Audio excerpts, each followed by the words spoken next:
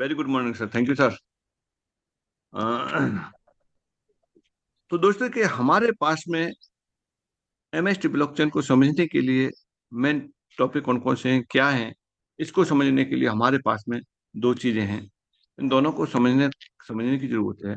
एक तो ये है कि एमएसटी blockchain.com, ये एक वेबसाइट है। इसे आप कहाँ खोलेंगे? इसे किसी भी इंटरनेट एक्सप्लोरर में खोलेंगे। इंटरनेट एक्सप्लोरर पे खोलेंगे, जिसमें से सबसे ज्यादा पॉपुलर है वो है गूगल क्रोम।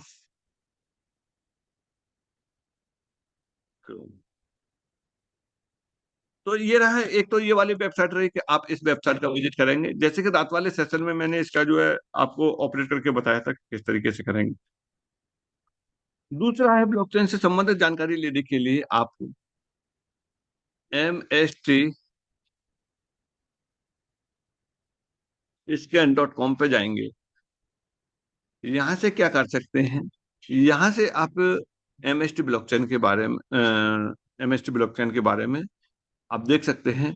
यानी इसको बोलते हैं एक्सप्लोरर, यानी एक्सप्लोरर बोलते हैं। अब ये आता कहां से है?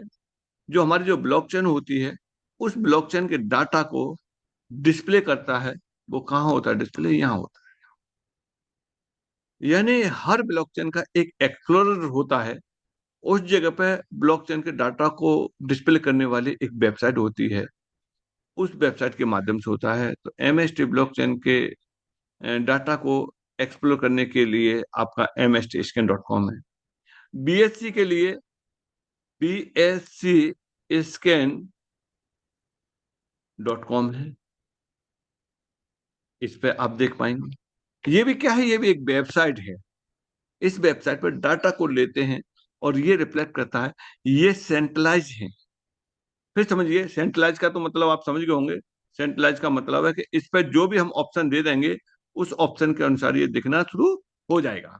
किस जगह पे क्या रखना है, कौन सी चीज रखनी है, वो डिस्प्ले होगी। और डिस्प्ले कहाँ से होगी?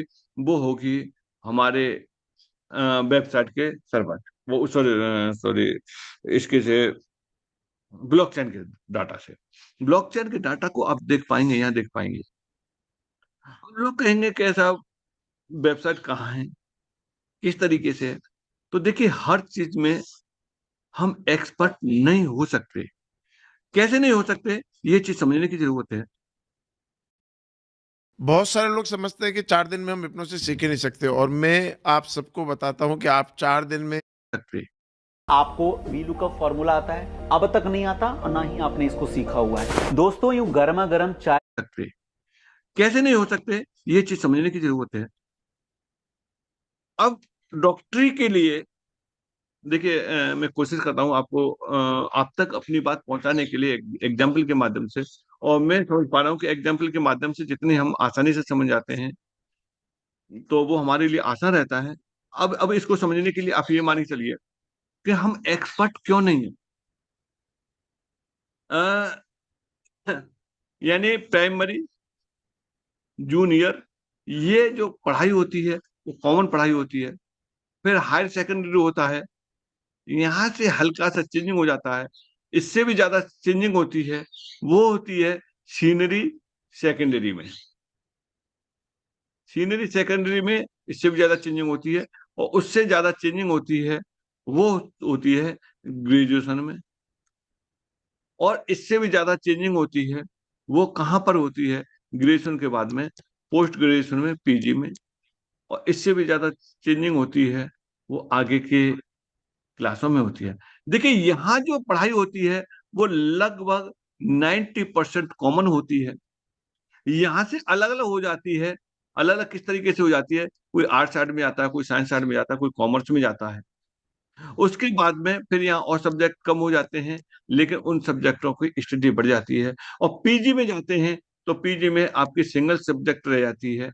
और सिंगल सब्जेक्ट के बाद में PhD के बाद PG के बाद में अगर मान के चलिए कोई PhD करता है, तो पीएचडी करने पे क्या है, पीएचडी करने पे एक टॉपिक रह जाता है, यानी एक टॉपिक रह जाता है, एक व्यक्ति एक टॉपिक कवर कर रहा होता है, और यहाँ ये इन क्लासों में सैकड़ों टॉपिक कवर हो रहे होते हैं, और यहाँ सिंगल टॉपिक। यार ये तो, और इस जगह पर तो बहुत बड़ा टॉपिक होना चाहिए कवर, लेकिन इस जगह पे होता क्या है, इस जगह पे पहुंचते पहुंचते वो एक स्पेशलाइज बोला जाता है। अब सपोज करिए कि किसी ने किया, यहाँ एमबीबीएस किया, एमबीबीएस की डिग्री ले ली, अब वो तो एक्सपर्ट हो गया, एमबीबीएस डॉक्टर है, अब वो उस डॉक्टर से तो आप कुछ भी करा सकते हैं।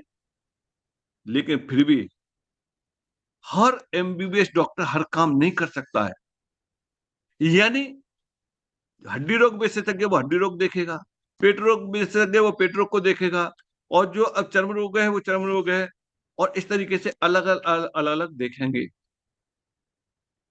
अब हार्ट वाले डॉक्टर पे अब जुकाम की दवा लेने जाएंगे, नहीं दे पाएगा, क्योंकि दोनों ही एमबीबीएस हैं। अब हड्डी रोग विशेषज्ञ वाले डॉक्टर से आप हार्ट का ऑपरेशन कराएंगे, नहीं कर पाएगा, जबकि दोनों एमबीबीएस हैं, एमडी हैं, एमएस हैं। मेरे दोस्तों, इस चीज को बताने का तात्पर्य मेरा ये है कि हम और आप ब्लॉकचेन के एक्सपर्ट होना चाहते हैं, लेकिन एक्सपर्ट कभी नहीं हो पाएंगे। एक्सपर्ट कब हो पाएंगे? हाँ, जानकारी अधिक ले सकते हैं, जानकारी बहुत अच्छी ले सकते हैं, लेकिन स्पेशलाइज होने के लिए उस व्यक्ति को उस पर इतना बड़ा अध्ययन करना पड़ेगा, बहुत सारी किताबें पढ़नी पड़ेंगी, बहुत सारी कोडिंग पढ़नी पड़ेगी। उससे पहले की जो पढ़ाई है, एमबीबीएस से पहले की जो पढ़ाई है, ये पढ़ाई भी ब्लॉकचेन में पढ़नी पड़ेंगी, इतनी पढ़ाई पढ़नी पड़ेंगी, तब जाकर के आपको एक स्पेशलाइज बन पाएंगे, जिनको के बोलते हैं डेवलपर। यहां जाकर के आप उसकी कोडिंग को समझ पाएंगे, उसकी प्रोग्रामिंग को समझ पाएंगे। है क्या चीज? कुछ नहीं है, ये सिर्फ सिर्फ कोडिंग है, प्रोग्रामिंग है। और प्रोग्रामिंग होती है, जो सॉफ्टवेयर की प्रोग्रामिंग होती है, उसके लिए भी कई भाषाएं होती हैं। अब आप समझेंगे हिंदी, इंग्लिश, उर्दू, फारसी, ये भाषाएं नहीं। कंप्यूटर की भाषा अलग होती है, पास्कल है, और आपके बहुत सारी लैंग्वेज होती हैं, किस कोडिंग में हुआ है प्रोग्राम, तो वो केवल स्पेशल व्यक्ति ही समझ पाएगा। हम लोगों के लिए एक चीज दे दी गई है, वो दे दी गई है एक्सप्लोरर। एक्सप्लोरर, यानी आपने सुना होगा कि ये इसका जो टेस्ट नेट और मेन नेट दोनों ओपन है, और यहाँ आके अपना कोई भी बना सकते हैं, टोकन बना सकते हैं। अब बनाएंगे कैसे? जब बनाना आता होगा तभी बना पाएंगे, लेकिन बने हुए को देख सकते हैं। ये चीज आपको देखने के लिए कहाँ मिलेंगे? इनको देखने के लिए आप जाएंगे इस जगह पे। गुप्ता जी, स्क्रीन तो दिखाई दे रही है ना? गुप्ता जी भी चले गए शायद में। यस सर, ऐसा दिखाई दे रहा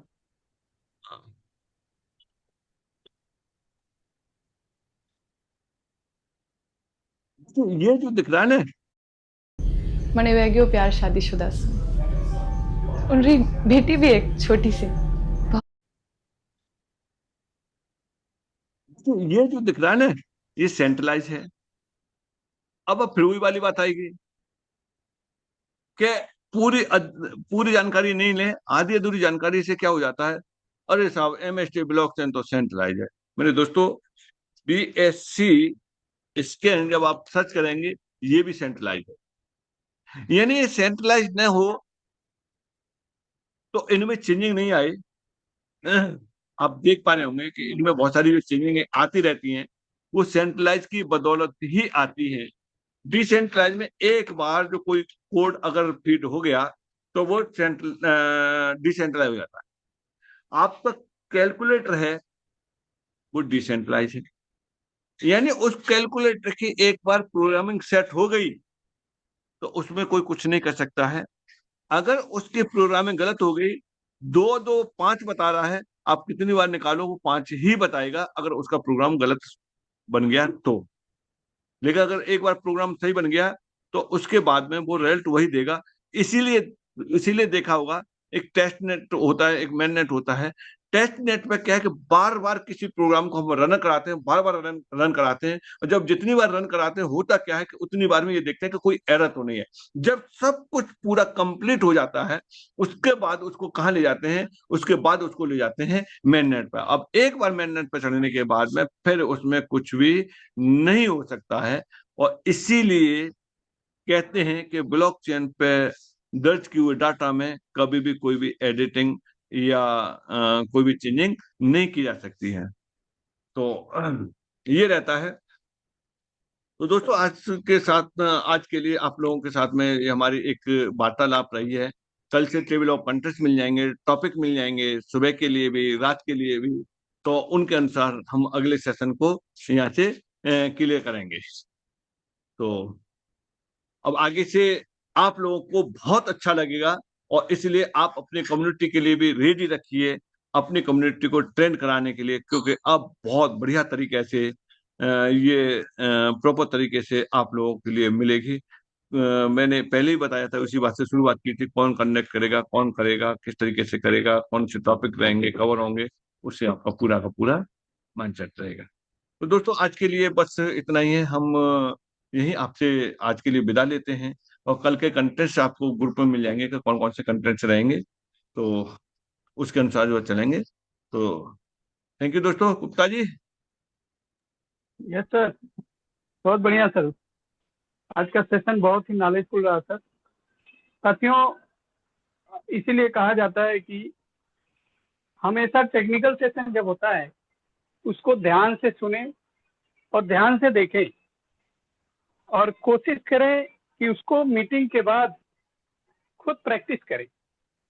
क्योंकि पढ़ाई के बाद जब हम कोई चीज़ का उसे प्रैक्टिस करते हैं तो हमारे दिमाग में बहुत अस्थायी तरीके से बैठ जाता है।